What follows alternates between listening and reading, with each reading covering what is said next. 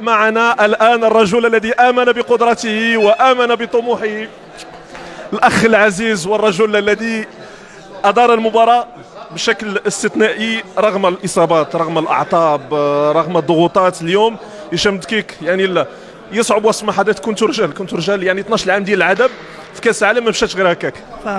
زعما كان تدبير، كان تخطيط، كانت استراتيجيه، كان تغيير في اللاعب.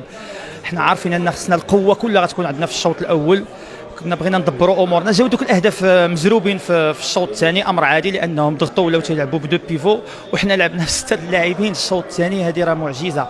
السؤال واش بصح حنا المغرب يعني افريقيا افضل من اسيا؟ هذا هو السؤال. المغرب اليوم يقاوم وكيشرف افريقيا رغم ما فيها حتى شي حاجه. 4 سنين كاينه كاس افريقيا.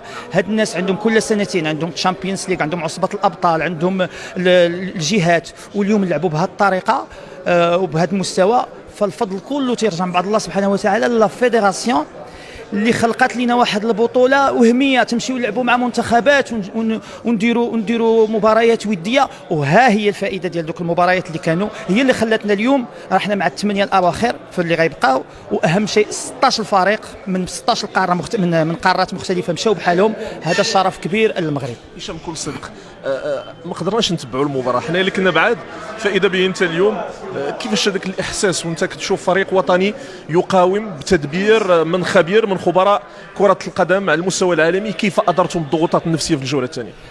صراحه المهم كاين شي حاجات اللي ما نقدروش نقولوها هنايا، لان حنا كنا 5 فوت حتى حنايا كان بامكاننا ناخذوا ديك لا 6 فوت بطريقه غريبه. بوريت بنفس الاعتداء ما تصفرش عليه، يعني تتحس بواحد الضغوطات كبيره خارج كره القدم. وطاح لينا خالد في بروميير ميطون دي بليسور اللي ربي سبحانه وتعالى الله تيقول لنا راه رغم كل هذه المشاكل رانا كاين، راه انا موجود، وحنايا درنا النيه واجتهدنا والحمد لله راه حنا مأهلين. وانتم راه باقيين مطولين معنا هنا ان شاء الله.